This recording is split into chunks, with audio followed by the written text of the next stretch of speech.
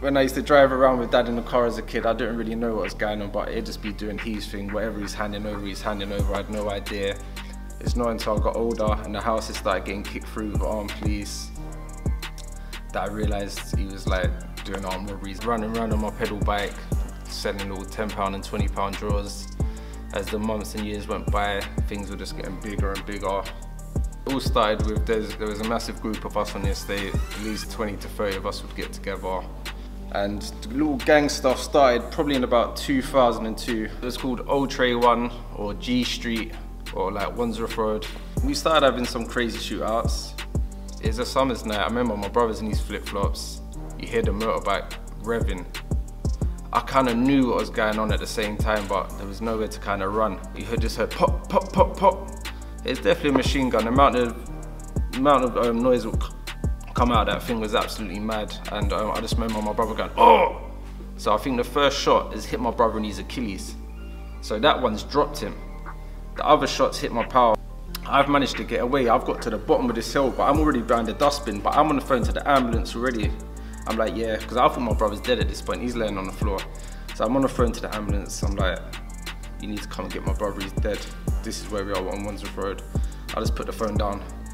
As soon as I put the phone down, the motorbike stopped right dead on my brother, carried on shooting him while he's on the floor.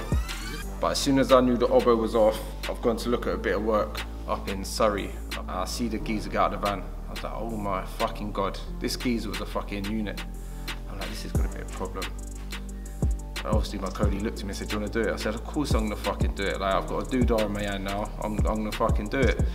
So as soon as I got out, he's got out of his van to go and fill up the cash machine. I've got out of the car, and as I've got out of the car, he's spotted me and I've stuck the gun to him, like to hand over the cassette. And then he's actually swung for me. He's actually swung the cassette, but I'm doing boxing at this time, so I've kind of rolled it and I've gun bucked him.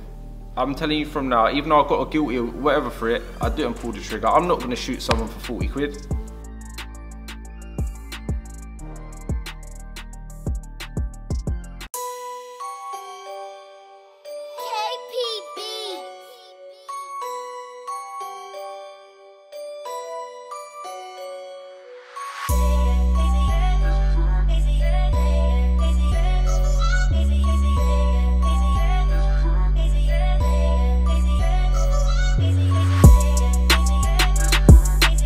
Welcome back to KRN TV. We're bringing the most exciting interviews from around the world. Today, delighted to be in South London with an exceptional interview. This is one that I'm really excited about. It's an exclusive one. He's never told his story before. So without further ado, I'd like to introduce Lewis Clark. Lewis, how are we doing? I'm doing all right. The anxiety's going a bit mad right now, but let's get this cracking, man. Well, you're going to do well. So Lewis has just come out of jail after serving a massive sentence, but I'm not going to spoil it. His story is absolutely insane. We're talking armed robberies, shootings, prison, family involved in this and that, and just so much more. But without further ado, let's get into it. So, Lewis, we'd like to go back to the start of all our guests.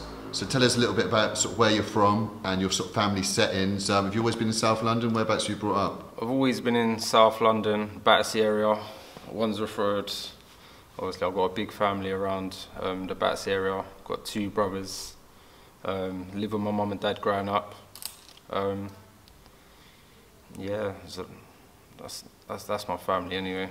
And were your brothers older or younger? Yes, I've got one older brother. I've got a little brother, but my little brother's nothing like me and the older brother. He's a little gamer and that, just chills on his computer and that and just does his thing.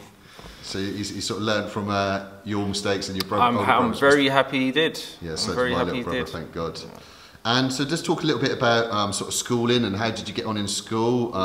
Did you do well at school? Were you troublesome at school? School wasn't that great for me. I was one of them guys, I was quiet. I was like the quiet, angry kid. So more time I'd sit in the classroom and just get my nut down and have a little kip. I didn't really know what was going on. I didn't have a great time. I felt like the teachers used to kind of pick on me because I didn't know the answers to the questions and that. They'd always say, oh, Lewis, like, what's the answer to this? And that would cause me to want to pick the chair up and throw it in his head. Because he knows fair well I don't know the answer to that. Yeah. So I didn't go to school much. So I literally had about 2 years of secondary school. Is it, and then what, you just left and didn't? Yeah, I didn't do no exams. I missed like year 8 and 9, half of year 10, done a bit of year 11. And that was my education for me. So at that point in life though, when you were sort of 12, 13, what did you want to be when you were older? Did you have any like, aspirations, jobs or anything like this, or perfect career? Well, as a kid, everyone wants to be a footballer or a boxer. I used to play a lot of football, and I used to enjoy boxing, although it was more football that I'd play. My dad would take me on the weekends. That's when he wasn't in prison or whatever. And I used to go Fitzroy's Lodge a couple of times as a kid. But yeah, football for me was what I wanted to be. And so you mentioned there your dad being in jail. So what age were you when you first knew he was in jail, and at what age? Dad's been in and out of prison my whole life. But one thing I say about my dad, he's been in and out of jail my whole life, but I've never ever gone without. Birthdays, Christmases, I've always got everything I needed.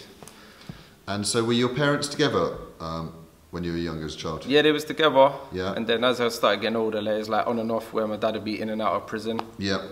So that become kind of normal to me, not to have dad around, or them to be separated and stuff. And so did you know what crimes your dad was going to jail for when you were a child? Not really. It's just when I used to drive around with dad in the car as a kid, I didn't really know what was going on, but he'd just be doing his thing, whatever he's handing over. I had no idea.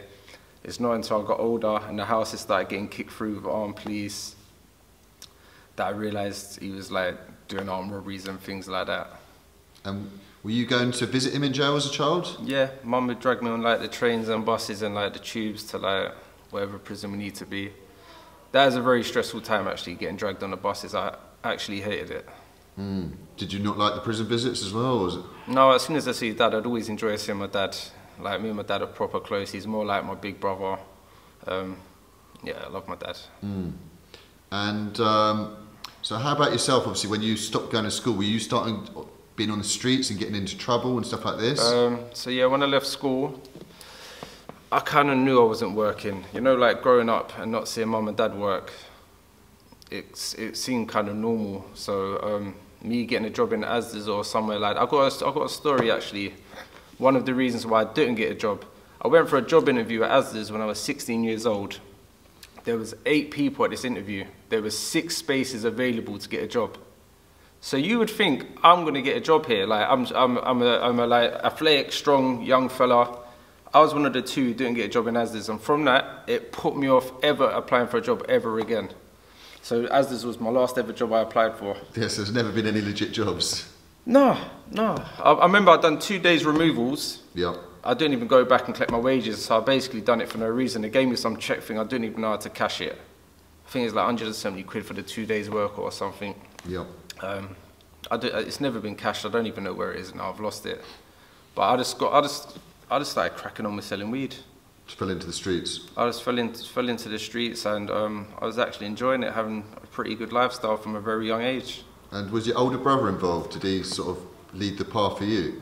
Yeah, me and my brother we used to do very well as like young little 15 and 17-year-old kids. We used to do very, very well around the Battersea area. So yeah, I was just running around on my pedal bike, selling little £10 and £20 drawers. As the months and years went by, things were just getting bigger and bigger. I just had myself a little moped to get about on. Then I moved on to a nice car. Bought a massive chain, chops. Me and my brother's doing very well. We had a very good living. Indeed. And what about sort of first brushes with the law then? Any arrests or anything? Yeah, little story for you. I was a keen football player. We had a little local team on our estate, and we were training twice a week. We was all saving up so we can get a little football kit. And one day, I don't know what happened, but I got the blame for something. Someone's done the football manager in the head with a snooker ball, and I got charged for it. I got nicked for it. That was my first ever charge from the local police. It was Alistair, PC Bottomley's the one who got me for that one. Took me to court, Balham Youth Court. And lucky enough, there was actually some witnesses there who actually see this incident take place, and they actually see that it wasn't me who's done the football manager with the snooker ball or whatever. So thank God, like the judge, she'd done the right thing and acquitted me from that. But that was my first ever charge as a GBH. Well, hopefully he learned not to substitute you or start you on the bench. Oh, mate, you know what I mean? Do you know what's annoying? Was that the end of your football career? Do you know what I mean? Do you know what used to annoy me? I'm like, I always see myself as a goal scorer. They kept putting me in defence. I'm not a defender. Put me up front. I score goals. That's what I do, innit? But they want to put me in defence. Well, hopefully he learnt his lesson.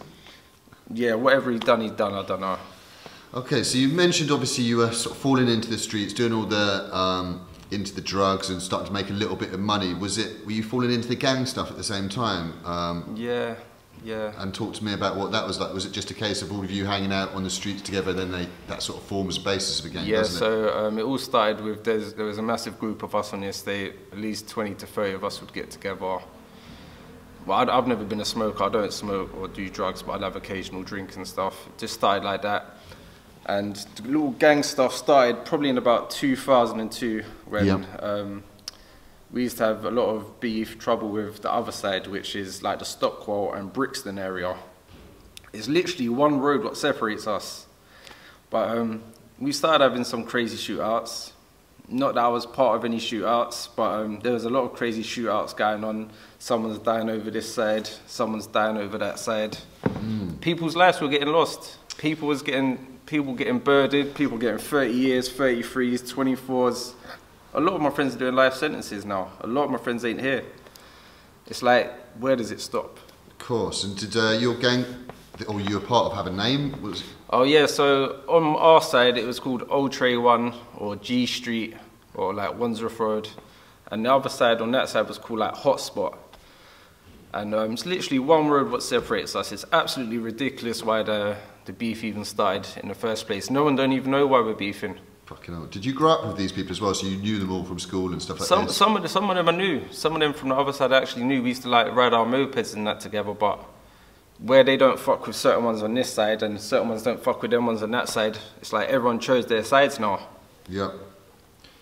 And so did you ever get hurt in any of this gang stuff at any point? Did you ever get stabbed or anything like this? I've nearly been shot at least 5 times. At least 5 times I've nearly been shot. I've seen a couple of my friends been shot when I've been stood with them. Yeah. Lucky enough I've managed to avoid. One occasion my brother did actually get shot. That's a bit of a mad one. So can we talk about that and how that happened? Yeah, that's a bit of a mad one because that still like bugs me to this day. It's just like walking on Wandsworth Road. It's a summer's night. I remember my brother's in his flip-flops. You hear the motorbike revving. I kind of knew what was going on at the same time, but there was nowhere to kind of run. So the bike started revving. You just heard pop, pop, pop, pop. It's definitely a machine gun. The amount of noise that would come out of that thing was absolutely mad. And I just remember my brother going, oh! So I think the first shot has hit my brother in his Achilles. So that one's dropped him. The other shots hit my other pal. I'm not really going to mention his name, but he's been hitting the shoulder. He's been hitting a little bit of his finger's been shot off, and I've managed to get away. I've got to the bottom of this hill, but I'm already behind the dustbin, but I'm on the phone to the ambulance already. I'm like, yeah, because I thought my brother's dead at this point. He's laying on the floor. So I'm on the phone to the ambulance. I'm like, you need to come and get my brother. He's dead. This is where we are on Wandsworth Road. I just put the phone down. As soon as I put the phone down, the motorbike stopped right dead on my brother, carried on shooting him while he's on the floor. Is it fucking hell? Yeah, they carried on shooting him while he's on the floor. But I thought he was dead. It's not until I heard, oh! I thought, oh shit, he's still breathing. So I got to my brother now. I started taking all his clothes off so I could like cover him and cover up all the holes and stop him bleeding out and stuff like that. I just remember rolling my brother over. He must have had a big wad of money in his pocket. And the first thing he said was, Lou, make sure you take my money out of my pocket. I'm like, just been shot 5 times. Like. So I've just ladled him, covered him to the ambulance, got there. The police arrived. The police didn't really even say much, to be honest. They don't even question me. They don't ask what I see. They don't ask if I'm all right. They don't ask nothing whatsoever. That's the only thing they said, oh, you're going to go over there now and shoot them. That's the only thing they said to me. Crazy. Crazy. And so obviously there wasn't even any question marks about who or why. It was obviously this other side. These were the only people you were sort of beefing with at that time. And so without getting yourself in trouble or anyone else, I'm sure there was paybacks and there was stuff that happened? There was a lot of things going on now. So after that, there was more shootouts going on in between. There was another occasion when I was standing roughly in the same sort of area where my brother got shot. The bouncer's been shot straight through his head, literally a foot away from me. So all on the same road. Was... Yeah, it's an innocent bouncer just standing there. Obviously the bullets are meant for us lot. Yeah.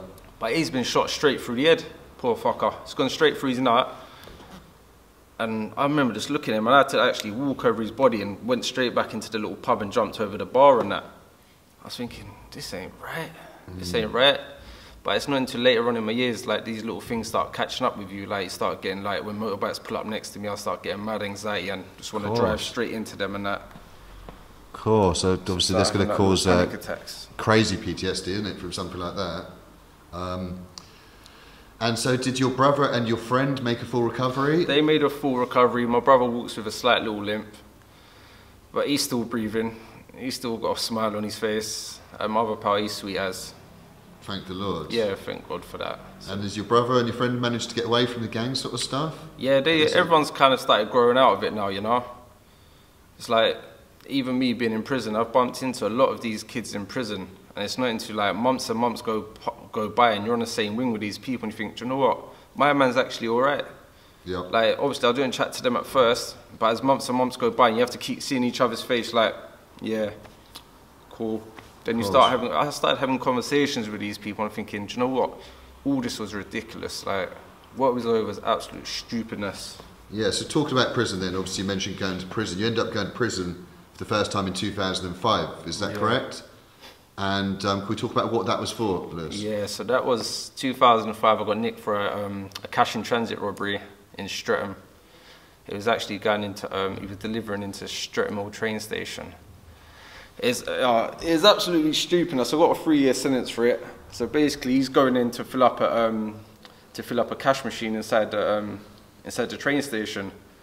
So me and one of my pals, we just crept up behind him, and as he's going into the train station, he's gave him a little rib shot, and he's taken the cash cassette. But as we're taking the cash cassette, we don't realise the London tube bombings were going off around about the same time, so all train stations were on high alert. So we've taken this cash box and looked up, and there's about 20 armed police already there. By this time, I've already got the cash box in my hand. I'm like, oh my God. I've turned around, started running, I've had to frisbee the box at them. I've actually got away from the police. As I got to the side road where my car was meant to be, the getaway car, whatever you want to call it, the driver wasn't in the car. My driver was not in the car. I've had to carry on running, and I was just basically running nowhere. I don't know where the driver was at the time, but yeah, ended up getting nicked literally about 60 yards up the road. Yeah, so I got 3 years for that. So the driver's a letdown. Driver, you know who we are. Driver, you know who you are. You done me dirty, man. You got me a free, man. And so talk to me, you said obviously before that you were earning money in the streets, you were selling a little bit of weed, doing all this and sort of stuff. What led to you end up trying to do this robbery? Why would you do this? How would you do this? Was obviously, I'm guessing it was the first time, but why would... Like, that was the first time, yeah. I found it all exciting, you know, like by this time I know what my dad's about now, and I always look up to my dad. Like no matter what he's done, been in prison, whatever, I think my dad's like Superman to me, so I looked up to him at this point. And it's the excitement as well, you know, just knowing, you know, like these cash boxes, you just don't know how much you're going to get inside them, you know, so it's like Russian roulette. You might get like a 20 grand in this one, or a 10 grand, or you might be pissed and you might get a box full of coins. You just don't know. Yeah, of course. So how did you sort of, I know sounds quite obvious, obviously going to do one of these robberies, but did anyone sort of teach you, or like the ropes or anything like this? Nah. One thing I will say, my dad is always... He's always tried to make me avoid it. My dad's told me from a kid, like, get a fucking trade, Lou. That's what you need to do. Get a fucking trade. He's always tried to push me the other way. But him trying to push me the other way and he's not doing it, I'm thinking, kind of should be leading by example sort of thing, so why am I doing it? But I wish I listened to you, Dad, so I'm sorry for that. I wish I listened to you. So like you said, you ended up getting a 3-year sentence for that then? Yes, I've done. And this was 2005, so how old were you at this point, Lou? 17 years ago? 19, maybe 18. 19, and so where did you get sent then? We went from... Oh, were you in remand, sorry? No. Yeah, I went straight to prison. Yep. Yeah, remand. I got a 3-year sentence. I went straight to Feltham. Yep. I went straight to Feltham induction wing, Kingfisher. Me and my Cody. He just finds everything funny. Ian. He just actually laughs at absolutely everything. The worst situation, my man would just be laughing all the time. So me and Ian went Feltham together. From Feltham. And how was it, obviously, your first initial days in jail? Then obviously not something that you've experienced before. Obviously you've been on a few visits and... The only good thing, as soon as I got an induction wing, I had friends already in Feltham. So I had my friend Gotti was there, my other friend El. So I got there and they made me settle in pretty good. You know? I was thinking, it felt like a youth club. It felt like I was back at a youth club or something like that. And so it wasn't too tough then, obviously, having your friends there and that, they sort of led the path for you? Where I kind of had a little name for myself already, prison was kind of plain sailing for me. It's pretty easy. So no one tried to test you or anything like this in there? You didn't end up having to have any fights? I had a little disagreement with my pal's brother in Feltham. I'm probably going to see you tonight at some point. We're friends now, by the way. We had a little disagreement on the wing and we had a little fight over the pool table. Don't want to get into too much detail, but we had a little... Minor little disagreement. A minor little disagreement over the pool table, yeah. So did you end up doing any courses or anything like that when you were in there in that first sentence? Oh yeah, or? So from Feltham we went to Portland. That was a pretty rough jail. And I've done a course called ETS. And was this in young offenders? Yeah. This was, yeah. Yeah. Yeah, so I've heard the young offenders are a little bit more rowdy, like you say, are they? Definitely. And so what was this course then, the ETS course? ETS is called like Enhanced Thinking Skills. So it teaches you like about red flags and what to avoid and things like that. And so did you see any benefit in it? Or? When I first done it, it was weird because it was, for certain individuals, it's not a good course. Because for me at first, when I done it, I was thinking, next time I do a robbery, I need to avoid doing this then. It was helping me more, making me more clued up for another robbery. Jeez. So it won't help everyone. So you weren't in jail then thinking about changing your ways, unfortunately, that first little stretch. Like you said, you've gone in there, you've got a load of friends in there, it's quite easy, it's just a youth club and that. Yeah. At that point, I'm sure you didn't have any daughter or anything like this, and so it was... Didn't have no responsibilities. And so you ended up, obviously, was it just Feltham, Portland? Did you get released from Portland? No, I got released from Rochester, so I went to Portland, done the ETS course there. Literally only had one fight there, and it was some disagreement in education. I think someone threw a bit of paper on my back, and then on the free flow on the way back, obviously I had to sort him out, innit? That was disrespectful, man, for a bit of paper in my head. Yeah. So yeah, we had to sort that out, and I went blocked for that or whatever. Then got moved to another wing. And what was your first experience with the block like then? I was like, this is long. This is like actually hard times, like. But I was only in there for like 3 days or something, and then I got moved back to a normal wing. But that's real prison, though, isn't it? When you're in the block. Yeah, no, it's tough times. Yeah, it's all long. It's all long.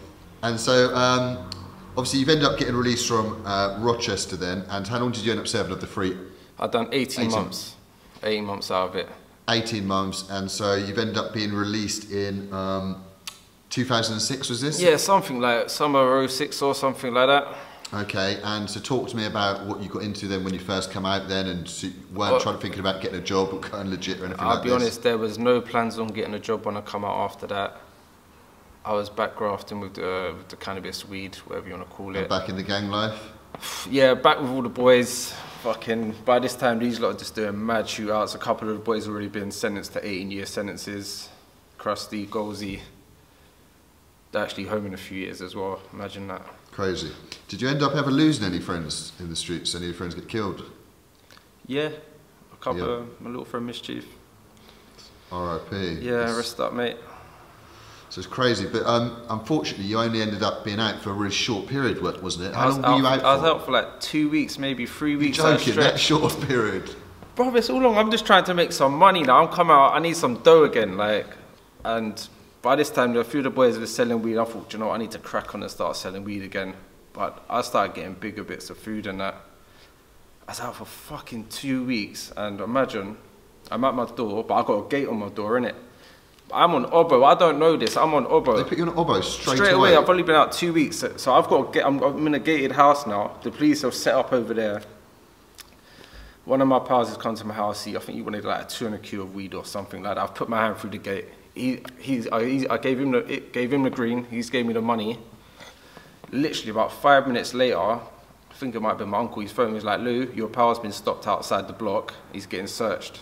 I know what I've just gave him. So I've just packed up whatever else I've got in the house and I've done a runner out the back. Literally 10 minutes later, my whole house got raided.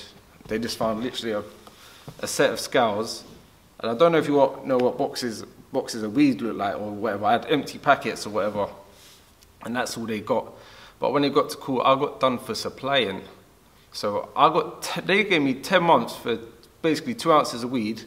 And the person I gave it to got a £70 fine. Crazy. And how did they manage to put it onto you then? Was it your fingerprints on the thing?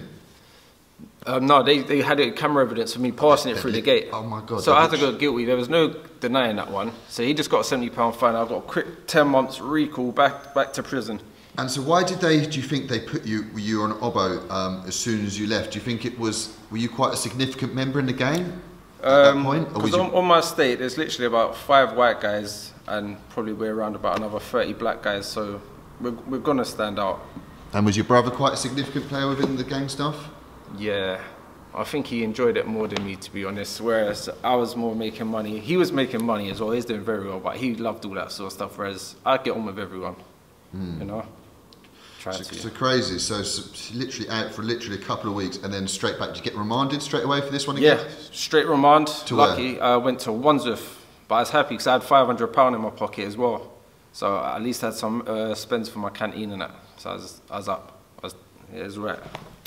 And so talk to me, was Wandsworth just as easy as the first time in jail? Did you have lots of friends in there and stuff? Wandsworth was home. Like as soon as I got there. Obviously that's your local. Yeah. As soon as I got there, it was nice. It was patterned. It's mad actually because the fella I had the altercation with in Feltham on the first occasion, he was in Wandsworth and it's my pal's brother. But by this time, me and him built a relationship. We're friends now. So as I got there, he's gave me a phone and that. I was living all right. I had my phone. I can sit in my cell and do what I'm doing, you know. And so at this point now, was there any sort of change of the mindset, or was it still I've been unlucky, straight back to crime? There wasn't any intentions of legit stuff or anything like this. No, it's obviously the thought's there to go legit, but I knew it's never going to happen. Of course, it wasn't happening. Well, obviously it can at a certain point. Hopefully it will now. It will. And so then you've ended up obviously. How long did you serve of the 10 months? 5 months? No, I've done the 10 months. Why was that misbehaving in there, or what was going on? You got to do. I had to do like the full rest of my license or whatever. But okay. What happened was, I don't want to go too deep into it, but I had another court case going on. Well, I got charged for something else. Obviously, I got not guilty for it and that, but that's a story for another day. So I ended up doing another 18 months on remand for that anyway. So what, just straight following from that thing? Yeah, straight following. I didn't get back out, so I come back out 2009. 2009. And so you must have been, obviously we're not going to go into any details, but you must have been relieved. It was a serious charge you managed to beat, and you're back on the streets, 2009. Yeah. What's the mindset? What's Lewis up to? What are you doing? My head is fried right now. I just come out of Belmarsh. So you've done quite a bit of time then at this point, because you've ended up doing the year and a half, then you've done pretty much 2 years. So you've pretty much done 3.5 years continuously other than a couple of weeks. Yeah, back to back. Yeah, I just come out of Belmarsh, happy to be out. Sorry to pause you. What's Belmarsh like then? Is that what high security? What cat it's a high security. It's like an A-cat, but it's got like a double A-cat side and up for like the terrorists and all them sort of people. And so what was that like in there then? That must have been serious in there, isn't it? Was it a bit more daunting, or? It's like, it's like no one's doing less than 20 years and stuff in there. Like, it's mad. I remember they had me in a workshop there where it's packing breakfast packs. So you get like 5 sugars, 5 tea bags, and maybe a pack of cornflakes and some coffee whiteners, and you got to seal it. That job was long. That job was long. I swear to God, they had me grafting in there. But you know when you're in there and like you say, there's no one serving less than 20 in there. Yeah. That must have made you scared, obviously, when you had a serious case coming up, and you must be thinking. And on top of that, are you a little bit more cautious about upsetting someone who's got a 20-year sentence and everyone's a serious fellow on the way? You have to be a little bit more. Do you know what's crazy? It seemed normal for people to talk about their sentences. It seemed like a lot of them wasn't fazed by it. Like, I'm like, this is fucking mad. My man's doing a 30. And you're young at this point. You're not even 30. So when you're hearing these sentences, maybe like 21, 22 at the time, I think. And so that must have just been crazy in there then. Yeah, but I had friends there as well. Like I said, I've got friends all over the country in different jails. So every jail I went to, I've always had at least 2 or 3 friends in each one. Well, this is a blessing, I suppose, in itself at the time. So thank the Lord, obviously, you've ended up beating this charge, you're back on the streets. It's 2009. Again, was it straight back to the streets, the gang, the drugs? I was trying to chill out for a bit. I was trying to chill for a bit, but funds were a bit low, so I had to kind of pick up where I left off and stuff, started selling weed again. And so, I know in 2009 you've ended up being stabbed up. Where was this? Bro, I got stabbed in the weirdest place. Imagine that, it's not even in South London, I'm in fucking Reading. I'm in Reading in a nightclub. Is it Rhino or Mango? Why were you in Reading, of all places? I know you said you're a nightclub, but why were you guys down there? My friend Foster had a baby mum up there, innit? So we went up there for a night out with him and his friends up there. I remember me and my pal Debo, we've ended up beating up the bouncers in there. But I think one of the bouncer's little brother and that was outside. So when we got outside, they're trying to move to me, but I just got it cracking with them straight away. I just started punching people in the face, but what I didn't realise, when I'm doing that, I'm being stabbed in the back and that.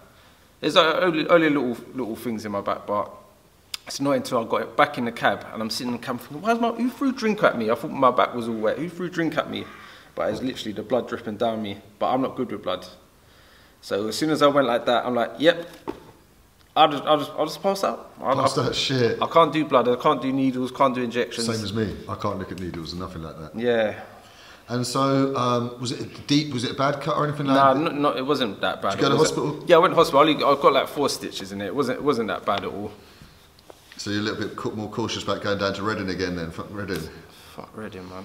No, I'm joking. Reading's alright. So it must have been one of these things maybe where you thought it's a bit soft country sort of ends and that, and it was obviously Reading can be quite serious at the same time. Yeah, it's not just London anymore, mate. Of course, everywhere, isn't it? Spreading out, getting further and further. So that's happened to you pretty much as soon as coming out. You've ended up getting stabbed up, but then you've ended up obviously recovering. You're in the streets, shot. And so talk to me about what you're up to then around 2009. You're obviously back in South London back in with South the gang. London, the gang shit's still going on gang crazy. Shit's still going on. There's still like it's all going off. But by this time, I started getting myself back in the gym training. I was doing a bit of boxing, like a bit of white collar boxing and stuff. Hopefully, I get to share a couple of videos with you later or something. Nice. But yeah, I was just selling weed and that. But this time, I started looking at the cash brands and that again. Like they was like, I don't know, they was tickling my fancy and that. You know, like I started having like sleepless nights over them. You know, when you're just driving about and you just see them at a petrol station and they're just filling up a cash machine or something. I'm just thinking, fucking hell, it's going to be there next Tuesday doing the same thing. And you know fair well, that's probably going to have 100 quid in, you know, in that cash machine. So even if you just take one cassette, you'll probably get like 20 or 40 grand or whatever. I was having sleepless nights over these things. Like it got that bad. Really, I should have went to the doctors because I was having sleepless nights over these things, knowing I shouldn't be doing these anyway. So yeah, I started watching these. And so you weren't, the weed and stuff like this wasn't enough, you just wanted the buzz of this. Was it quite a big thing? Because obviously I'm from the countryside ways, and people weren't really so much on these sort of cash boxes. Was it quite a big thing in London? Were a lot of your friends doing it as well? Or? They was getting banged left, right and centre. There was easy pickings, even the little young kids on the little mopeds were doing them and that. But by this time, what was it? I think 2011 now. I think like my daughter was born. Congratulations. Yeah, little Hallie. So he had to start grafting. And did this change your mindset at all, having a daughter? Like maybe you have second thoughts about certain things that you might have? I didn't at the time, I'll be honest. I didn't at the time, where all of this was kind of normal for me. Like driving out, like delivering weed or whatever, looking at cash in transit vans. All this was kind of normal for me, you know. And so were your, around these times, what was your dad up to? Were you? Dad was Dad was finishing off a 10.5-year sentence for armed robberies himself, actually. Yeah. And so did your brother end up going to jail at any times around these times? Yeah, my brother's been jail. He's been jail for a couple things. That's probably one of his stories to tell. I don't really want to get into that, but he's been in it for some big things. But yeah, I'll leave that one there. So it's very much from like a crime family, you might say then. Yeah. And it's sort of, the path was sort of set for you, wasn't it, as such? It was kind of set for me. It's only as I've got older now, I've realised, fucked up. Why don't I listen to Dad and go and get a trade? course, you're not the only one that thinks like There's this. still time for me. There's still Of course, time. you're still mate. young. And so, like I said, to 2011, your daughter's just been born, but unfortunately, you're getting bad urges and you're looking at cash boxes. Do you know what's you're doing mad? in Like the streets. from like 2011 to maybe the end of 2012, I was on Obo again. I knew I was on Obo, and I used to record the police following me, and they used to park their vans outside my house, and they would leave it there for months at a time. You know, like I said, you got a little camera just facing at my door at all times and stuff. Jesus. And why do you think they had such a hard on for you? Was it there's a lot of intelligence behind the scenes about you? Yeah, What's going on, Luke? I think some little shit was probably giving my name in, saying he's getting up to this, getting up to that. I wasn't getting up to nothing. I might have been doing a bit of weed at the time, but I wasn't doing no robberies or nothing. Were you deeply involved with the gang though at this point? I was around all my friends, but I wouldn't say I was deeply involved with them. I was still around all like the gang members and that, but it wasn't really for me, you know. If I was there and something kicked off, then I'm involved, but I wouldn't personally go out my way to go over to the other side and do something. That wasn't really me. But what if one of your friends gets hurt? Like, you might not say you're a significant gang member, your friends or your brother or something like this gets hurt, then unfortunately it leads to stuff, doesn't it? I'm sure. It leads to stuff, yeah. So like I say, obviously 2011, your dad's finishing off a stretch, you're up to all sorts of mischief. And so talk to me about, obviously, your dad. When did your dad get out then? Did he get out in 2012 or something? Dad got out, I think, yeah, 2011, 2012, I think Dad got out. And did you end up, were you close at this point? Were you? Yeah, me and my dad's always been close, man. We're more like, he's more like my older brother. Like, I'd listen to him. Not that I'd listen to everything. Like I said, he used to try and push me in to get a job, and I just wasn't interested.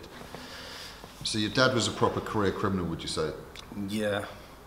And so when he came out of jail, what was it he was getting into? Did you know, or were you separate? Dad always used to try and keep me separated from absolutely everything, you know. But yeah, we used to drive around a lot. Sometimes we'd just go for a drive just so we can clear his head, you know, because I think he used to struggle on the outside where he's done so many years in the system. Part of me thinks that he actually wanted to be in prison, like the way he used to move and stuff, and it's like he couldn't handle being outside. It's like he goes to prison to get a break. It's so weird.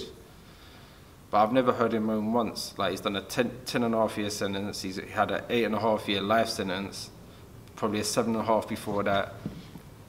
I've never ever heard him moan about being in prison. It's like he's built for it.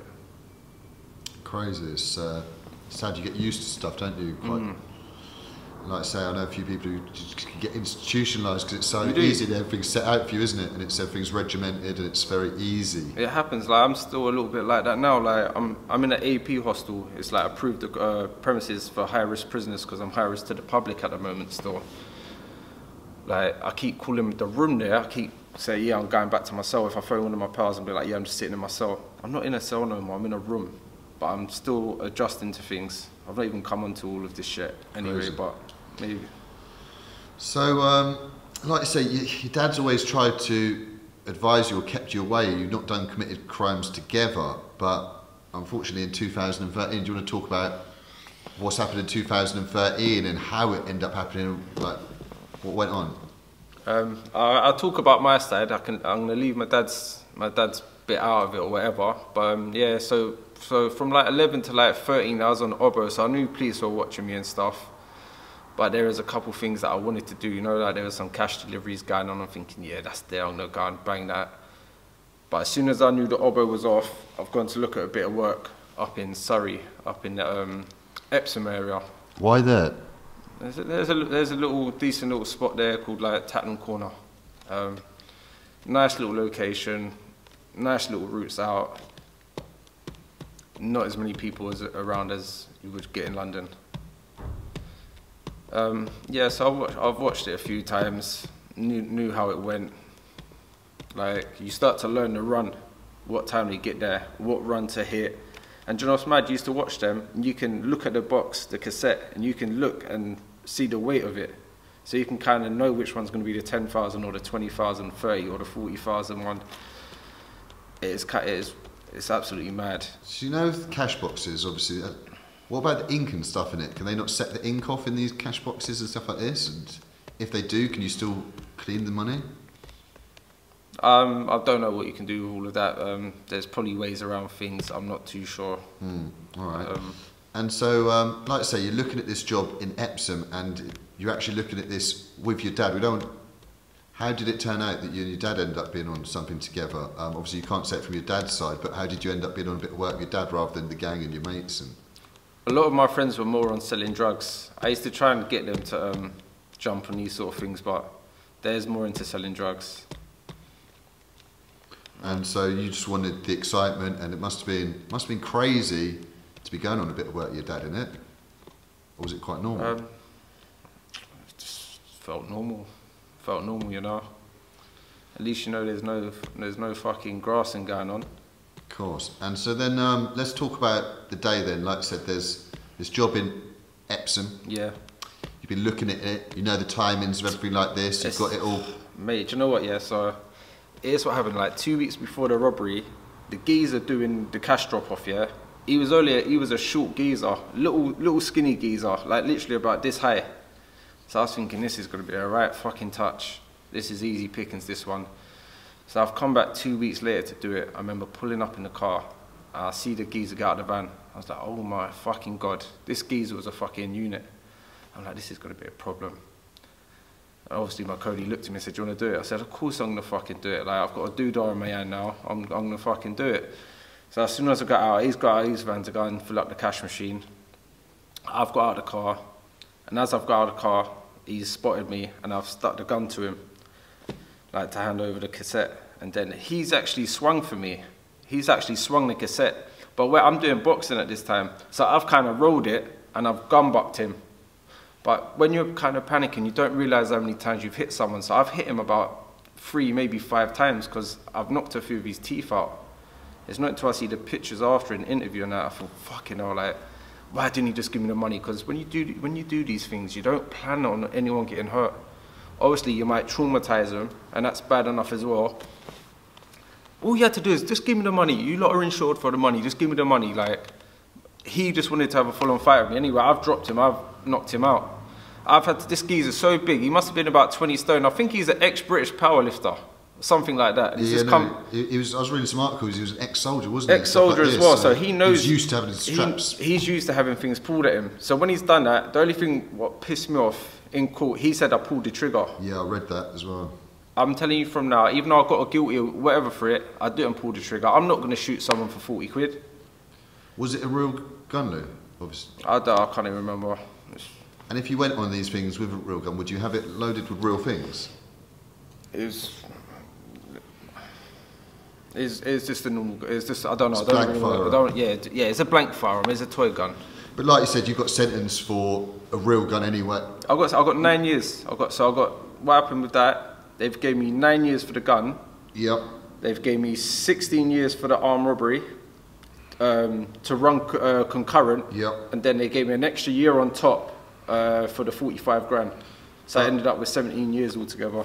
That's crazy. Going back slightly though, so obviously on this day it's ended up going a little bit pear-shaped. You've ended up having to whack him up a little bit. I've had a full-on straightener with the guy. Crazy. I was mad because 2 weeks before the geezer who was doing it, he looked like fucking Dobby from Harry Potter. So I thought I'm going to have a right touch here. And this fucking lumps car, the car's like, here we fucking go. He's had a full-on straightener. He swung for me. I just dum. I've managed to knock him out. And he's so big, he's fell on top of the money. I've had to do a deadlift to get him off the money and take the cassette. And then I've got back in the car. And what was your Cody doing at this point? Was he in the car? Mate, he found it. So I've got back in the car. My Cody's looked at me and said, fucking hell, he almost had you. He thought it was funny. And I'm trying not to laugh. I was like, fucking hell, that was a bit of an hard work, that one. Like, he thought it was funny as fuck. And so you've ended up getting away then. You had obviously a stolen car, obviously ready for the thing. You've got away. Obviously, it's gone a bit pitong, but you're thinking everything's cool. But I read that your Cody ended up getting nicked within a few hours, didn't he? He got nicked. He got nicked that day. It's a mad one because I remember that night I was sitting outside my mum's house, and you can just tell something's going on. I see the dark blue vans pull up. I've walked in my mum's house. I knew what was about to go on, so I've walked in the house. I've just picked up my phone and that. I've gone straight out the back door because I know the police are coming through the front any time now. Literally got a call an hour later. Yeah, the police are in the house. But by this time, they wasn't even asking for me anyway. They've nicked my dad or whatever. and he's been taken in. He got bail because there was literally no evidence really, apart from like an ANPR camera, something like that. The ANPR cameras getting everyone.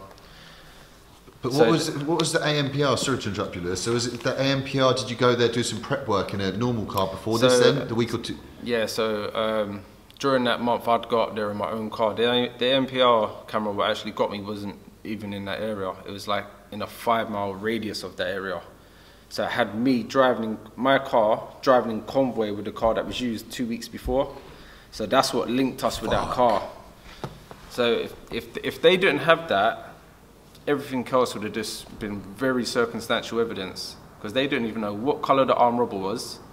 They said he was tall and slim, and although we didn't see what colour he was, we believe he was a white man. My face was blacked out, you had no idea what colour it was, but they said, although we didn't see what colour he was, we believe he is a white man. I remember standing up in court and I said, I'm not being funny, but most of my black friends sound whiter than me. Like, what is that? And so your dad's been let out on bail, and I'm guessing they must have been watching him like crazy. Yeah. So you end up going to see your dad during that point, your family? Like, I obviously went around seeing my dad or whatever. He used to say, there's nothing, there's no evidence on us or whatever. It's known to 3 days later, I had an ongoing court case myself with one of my pals for one of them travel shops. Apparently someone was trying to break into one of them bureau places. Yeah. So I was in court for that. And lucky enough, I got NFA'd for that. It got thrown out of court. Nice. But when it was getting thrown out of court, there was armed police waiting for me outside the court. So I've looked behind me, I see the gun police already. So I've took my phone out of my pocket. I said, take that, don't look at me, just take my phone. He's took my phone. As I come out, the police just grabbed me, took me for questioning.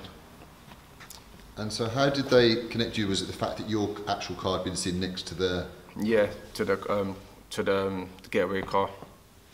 And so you've been brought in, you've been questioned, that they're telling you, look, we believe you've done this with your dad, and that obviously you've given it a no comment, I'm guessing. I just got no comment. And you managed to get, you got bail as well? I was on bail for like 9 months. I was returned about 3 times for bail, every time. But every time I returned, they would have one more little bit of evidence. And so, obviously, from reading the articles and stuff like this, over the last few days, they were watching you like a hawk during these periods. They had you going into shops, designer shops, spending loads of money and stuff. They were going into shops after you, getting camera footage. They was following me into my gym. They was following me along the roads. I used to record them. I knew I was being followed the whole time. And one of the other times, it might even be on Google somewhere, but they followed me to Bicester Village. I was in the Gucci outlet, buying myself some shoes, and I bought my daughter some little Ralph Lauren dresses and that. They said I was spending thousands of pounds. It wasn't thousands of pounds. I spent 1,200 quid on me and the kids. But yeah, they was taking little pictures and that from around when they followed me up there. Yeah, so how much did you get from the robberies? So 45 grand got taken. 45 grand.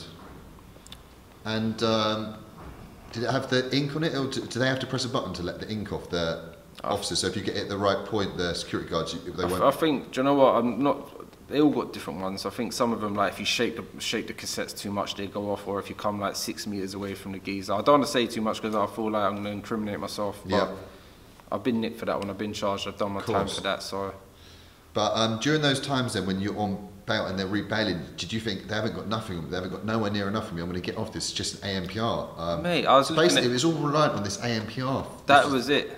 And they was looking at things, they took my laptop, and everyone enjoys watching things like Crime Watch and watching robberies. Everyone's interested in that. On my laptop, I was looking at robberies, like armed robberies, like jewelry shops being robbed. So that got used in evidence, saying, look, he was Googling jewelry shop robberies or cash in transit robberies.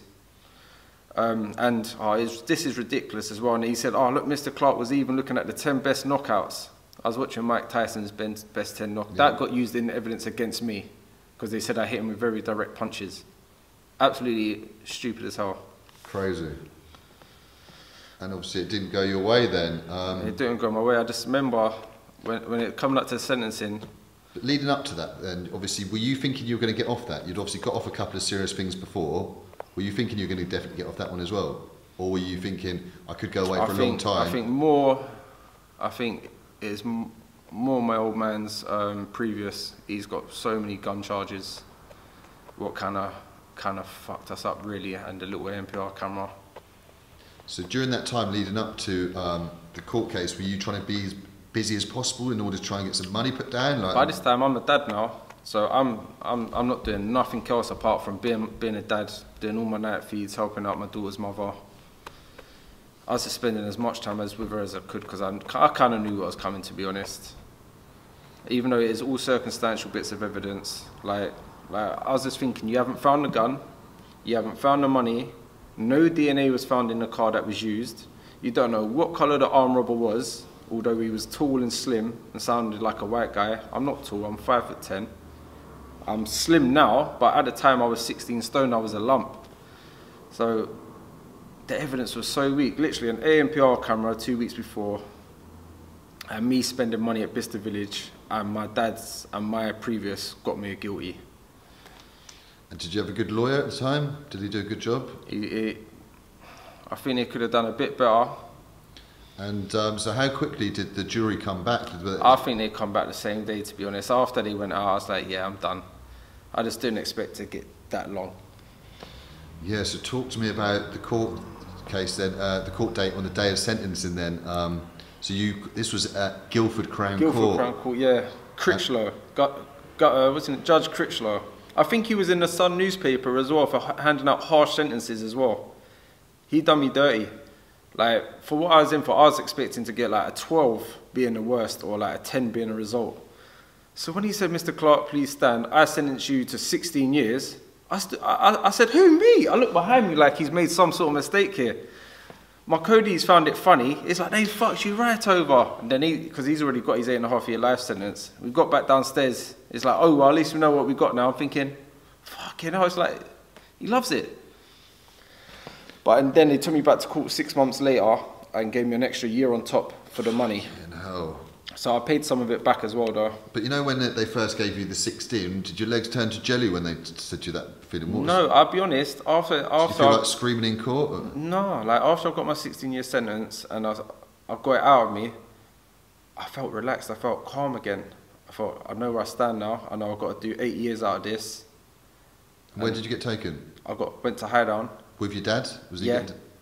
He come along with me, went to High Down, done like three and a bit years there. I was gym orderly there for a few years. Were you sold up together straight away? Yeah, for a little while. And then we got our singles. Yeah, and how was that sold up with your dad after that? He fucking doesn't stop. He's just always laughing or doing some sort of pranks on me or something's always going on with him, you know. But I had a good time in High Down. I was gym orderly for like 3 years there. Like the gym staff and that proper, they looked after me and that. I had a good relationship with them. And then I went to Coldenley after that. Done a year in Coldenley. That was crazy. So what about like troubles? Like you say, you were quite a prominent gang member or from a prominent gang before going there.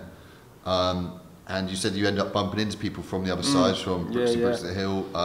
And so what, did it ever kick off or anything like that? I've seen London Boys where it sparks off instantly. There was one time when I was there on another wing and there was a fella, but I didn't recognise his face, and I was with two of my other little friends from Brixton. And there's like, Lou, you know my man's on that side. So when I come over to that wing on Soch, I've gone into the cell, and my other two pals have got this geezer's head down the toilet. And they're just rib-shotting him. I'm thinking, that's pretty fucked up. Like, I didn't even join in or nothing. I just looked, I thought, you know what? I'll leave you lot to it. And I walked back over to my hut. They actually had his head down the toilet, like rib-shotting him. Fucking crazy, isn't it? Poor little fucker. Crazy. And so like you say, you're in the gym or initially for the first couple of years, but did you end up having any fights and stuff yourself, any drama or anything like this? In High Down, I punched one person in the face. Like, and what was this over? There was 3 fellas and they was trying to rush one of my other little parts. This wasn't even over no gang stuff. They was just trying to rush one of my friends. I see him running down the line. I said, why are you fucking running from these lot for? By this time, I'm a lump right now. They come running towards him. I've just stopped one of them. I just clumped him. I just gave him a good clump and just put him on his bum. Like, really, I shouldn't have even got involved. Lucky I've got a good friend, Victor, anyway, man. He looked after me for a few years. We spent about 5 years together on that sentence, and me and him went through a lot together on that, you know. And in terms of sort of been able to get through financially? Were you, obviously I don't want you to incriminate yourself or anything like this, but would you be involved in this sort of drug trade or tobacco? Tobacco. Tobacco. Tobacco is the way forward in jail. Right now, tobacco, if you want to buy an ounce of tobacco in prison right now, £250. Where it's all gone smoke free and that, £250 for a pack of tobacco. Right. What's that for an ounce? Crazy. It's like a gold mine in there. It's a gold mine in prison for that sort of stuff. So obviously you've got the 17-year sentence now with the year added on. Your dad ended up getting a life sentence as well, and obviously it wasn't any shock to him then getting this life? Or? No, he knew what he was getting. So it was his third armed robbery by this point? Third. Yeah, his third one. And so did you end up doing most of your sentence together? Did you get moved? So after Highdown we split up. Where he had to go and do a therapy course over at Grendon. It's like a therapeutic prison, whereas I went to Coldley for a year. And then I got moved on to Onley. How was Coldley though?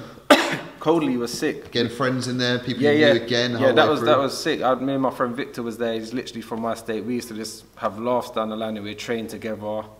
Drunk. We was drunk every single weekend. We'd have drink. We had a good time there, but they moved me on. I was one of the unlucky ones. They started refurbishing my wing, and I was one of the unlucky ones who got shipped out to Onley because of it. And so you obviously managed to swerve a lot of the sort of trouble in jail, but were people getting stabbed and stuff like this? Was there a person died in Coldley when I was there. Is it? He got stabbed to death, yeah. And what was this over, did you know? Or? I think the geezer was a bit of a bully, and he's took his phone, he took the little matey's phone or something like that. And the geezer got stabbed on free flow and died. Crazy. Yeah, I don't know who done it or nothing, but I know he got stabbed and died. So, like I said, it seems like from your mindset today, there was obviously a big change that happened to you on this recent sentence then. Obviously, you've been away for a long, long time. Yeah, End up serving over 8.5 years. You've certainly come out with a different sort of mindset in there. And you're talking about, you're seeing other people from the other side, you're bumping into them day after day. Eventually, you think, you end up chatting to them. And yeah, that's how you think, what is this about at a certain point? When I got to Onley, when I got moved on from Coldley, I got to Onley, and I got moved on to I-Wing, it's called. It's like, this wing's got all double cells, and I was lucky because the staff always kept me single, so yeah, thank you for that. They left me single. But as soon as I got there, I remember looking up, and I was like, oh my God, here we go. There's like 6 of them, like from like Stockwell and Brixton. I knew their faces straight away. I was like, I'm just gonna crack one of them. And as soon as I went upstairs, I've just looked at him and said, do you wanna fight me? Do you wanna fight me? Do you wanna fight me? And whereas I was a lump at this time, they're all looking at the floor. But as like the months and months went past, I had to see these kids every day. They're a bit younger than me, but I had to see them every day. After a while, they'd be like, cool, it's like with a little nod of the head, and then they'd be like, cool, bro. And then before we know it, started talking, and I actually got on with these fucking kids. And I'm just thinking, what, after all of these years of these mix-up, people dying, people getting life sentences, look at it, this guy's just like me. Like, he's a cool guy, he's funny, we're catching jokes every day. It's just a fucking shame. It's a proper shame, man, the way things turn out. But what about your friends who are still in the streets, in the gang stuff, and a lot of them didn't like it. When a few of them heard that I'm in prison and I'm on the same wing with these guys, they're like, why have you not moved to my man? Yep. My answer to that was, why haven't you visited me in the last 6 years? You want me to go and smack him up, but you've not even been to visit me in the last 6 years. That don't even make sense. So that was my answer to that, and I just shut a couple of them up. And a few of the ones who actually got a bit of sense, they realised, yeah, do you know what, Lou's right. We ain't been to see him, but we expect this from him, you know? Yeah, so talk to me about how people forget about people when they're on these huge stretches then. Like, so I'm sure like after a year or so, I've seen people in there and they said, mate, I've been in here for years. People, I'm forgotten, I can't ask no favour. I'm so glad I've got some really close friends, like the same 5 people checked me from 2013 all the way to I don't even know what year we're in, 22? Yeah, 22. The same 5 people done the whole sentence with me. Like, I have to big them up, man, seriously. Proper looked after them, like financially, like Christmases, my daughter will be patterned. I'll be patterned in prison. I'll have money in my savings all the time, clothes. So yeah, I was kind of looked after, but some of the people who I thought would be there wasn't. But I don't even know, hold no grudges. I still love a lot of my friends, man. Yeah, sort of everyone's misdirected, weren't they? Everyone's misdirected. I still love loads of my friends. Everyone's got their own lives to live in. You know, they've got their own kids to be supporting. So there ain't even no hard feelings like that. course. And so talk to me about how difficult it was spending that time away from your daughter on 8.5 years. Was she coming to visit you consistently throughout this? Well, it started off good. The first like 18 months were good. Like she'd visit me like every week. And then it started every month, and then I started getting further out into these prisons what are in Birmingham and things like that, so it started becoming like once every month, then once every 3 months. But mate, it hit home. On my first visit, where my daughter's mum brought her up to see me, my little girl would have been 2 by now, she was walking and she could talk. When I see her, put a lump in my throat, but I couldn't let her see that, I was upset. I just remember at the end of the visit, my little girl said to me, "You come home now, Daddy," and she grabbed my little finger. And fucking, yeah, that's, even now this makes me want to tear up, like I fucked up, man. Yeah, it's terrible, isn't it? Yeah, them words have stuck with me forever. "You come home now, Daddy." I was thinking, my little baby. But now I've still got a good relationship with her now. Yeah, it hurts to think about. So, like you say, you've ended up getting moved further away from home. You've ended up going to places like close to Birmingham, was it then? Which jail was this? Yeah, it's Onley. It was in Rugby. The jail was in Rugby. You don't have any problems, obviously, from being from down south or anything like this? Do you know what? It's mad. Even though it's up them ways, it's classed as a London prison. So everyone from Wandsworth's going there, from Scrubs, from Brixton, from Pentonville, they're all ending up at this one jail. So there was a lot of Tottenham boys in there, like all like the little OFB ones. Like all of them, I actually got on with all of them as well. So big human up. They were proper. It was mixed with bare different people in there. But there wouldn't be any sort of feuds between the London ones and the Brum ones? No, there was no Brummie people in there whatsoever. Literally one. There was literally one Brummie in there. So similar to Bullingdon then, when they sort of use that as a London overflow. Yeah, that's exactly what they was doing. And so, what about working and stuff like this? Did you manage to get on the gym yes, job? In Onley, I had it pretty cushy. I was red band, but I used to... and what's red band then for people who don't know? Red band where I can float around the whole of the jail. I can go wing to wing. And what was that for? Why were you able to do that? What job? They had me as the violence reduction rep, me and my friend Bouncer. So we used to just go around the whole jail, and obviously I can just go and see my pals on the wings and that. So I just use an excuse. I'm coming to sort of conflict out. Sometimes we would go and sort conflicts out. Moving the bits more time though from wing to wing. Certain time take a bit of tobacco over there or whatever, but nothing else. But and I used to work in a place where they used to do like the Resolve course, it's like offending behaviour program, and I used to work with the staff in there. I was only cleaning in there, like just doing a bit of hoovering and that. But I actually got on really well with the staff in there, man. There's a woman in there called Bella, she proper looked after me while I was there. Like she used to sit me down, you know, when I'm having them stress days, like she'd be there to come and sit with me and that. So yeah. People that go above and beyond and actually cared. Yeah, she did, man. She proper cared. So yeah, definitely have to big up Bella, man.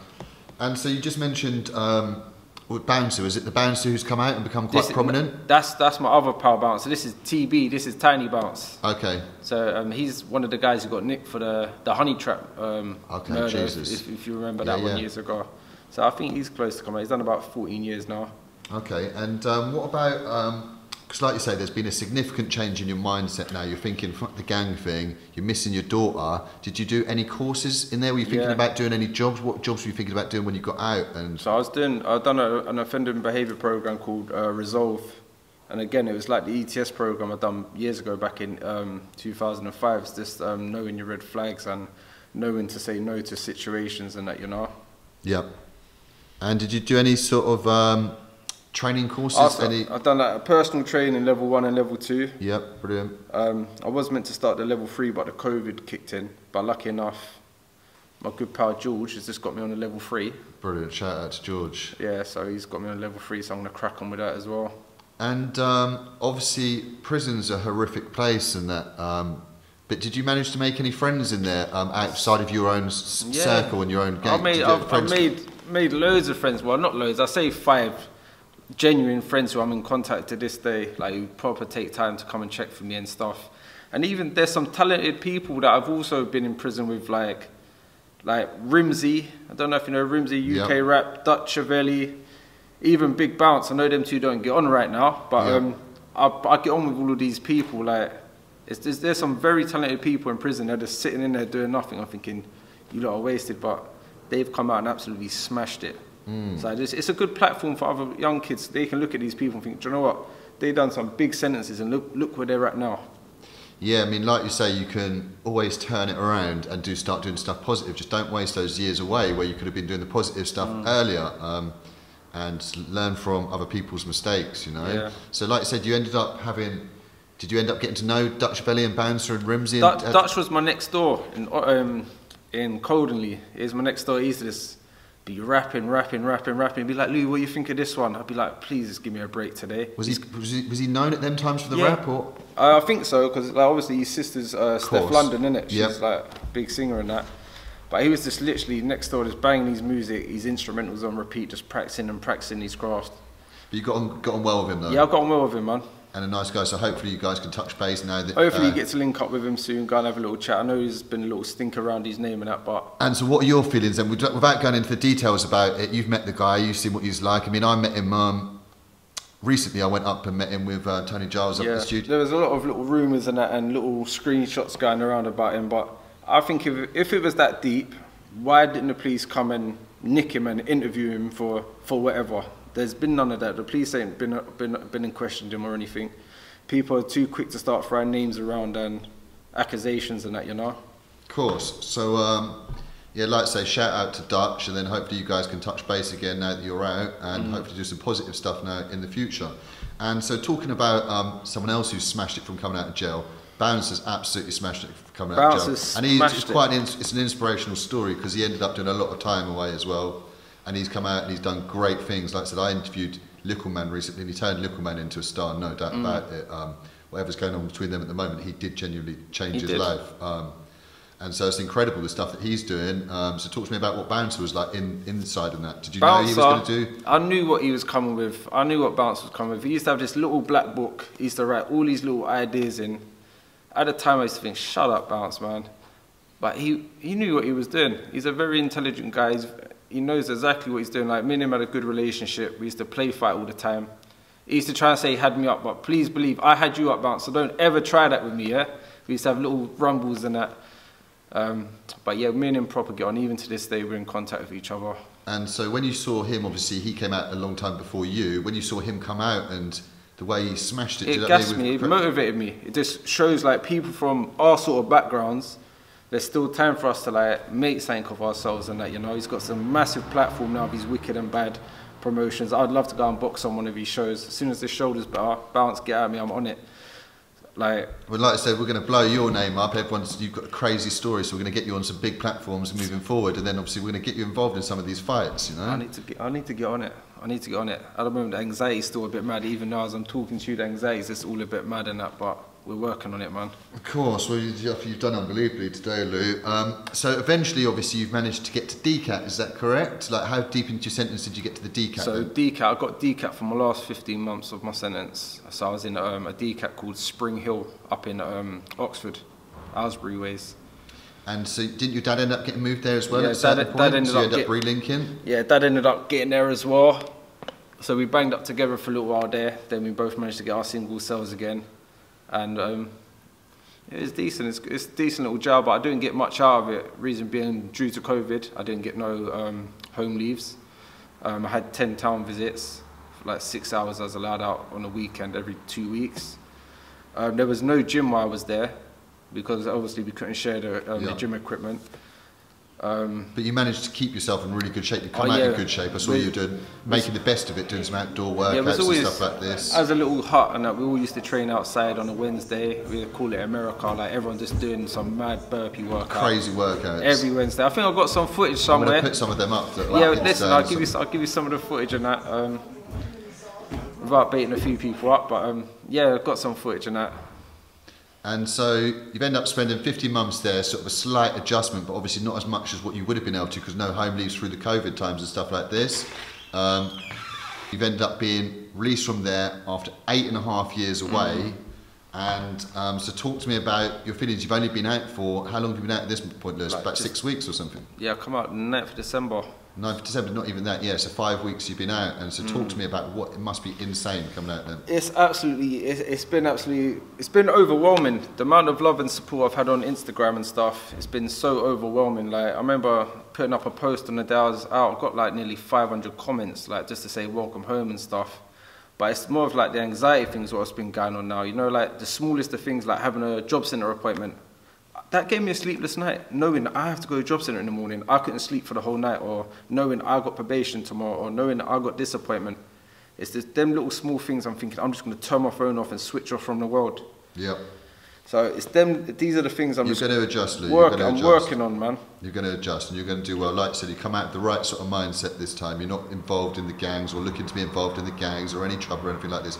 And what's been great, you've been spending a lot of time with your daughter and that. Yeah. You said you come out. Yeah, I've been spending as much. At the moment, I'm on curfew, so I'm limited to how many hours I can spend with my daughter. Yeah. So I literally have her for a few hours after school. But every Sunday, we do our little thing. We go over Battersea Park. I taught her to ride a bike. She never knew how to ride a bike before, so she's 10 years old, and I taught her to ride a bike, so I'm mad proud of that. And she's doing well now? She's doing well. She'll be doing wheelies and all that soon. She's doing well, man. So like I said, obviously, you're on the straight and narrow. There's not going to be any more times away from her or anything like this. You're doing positive stuff now. And so for people out there, you really need to support Lewis. Jump onto his Instagram. There's going to be lots of stuff on there talking about what he's going up to in the future.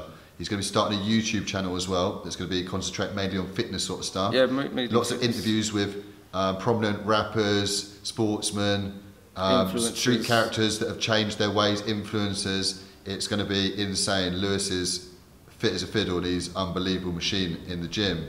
So guys, we're going to be showing a lot of that sort of stuff out. There's going to be a lot of stuff on the channel when Lewis does all this sort of stuff. And I just need you guys to support him as best as you can. This is someone who's trying to change their ways and going to get in the straight and narrow, and is going to do lots of positive stuff. So Lewis, you've obviously mentioned these people that obviously helped you through your sentence massively. Is there anyone you'd like to give a shout out to at this point? Definitely have to shout out the Turks. Shout out Zia, Ozzy, Ziggy, Badge, Blade. Yeah, man, you lot looked after me, so appreciate you lot, man. So yeah, shout out to the people that obviously held him down. It's easy to forget about people when they're on such long stretches. And can you tell people your social medias where there's going to be lots of people who are going to want to reach out to you and touch base with you? And so Instagram? Yeah, find me on Instagram at Biglew, BIGLEW PM. Yeah. And hopefully the YouTube channel will be up and running very soon.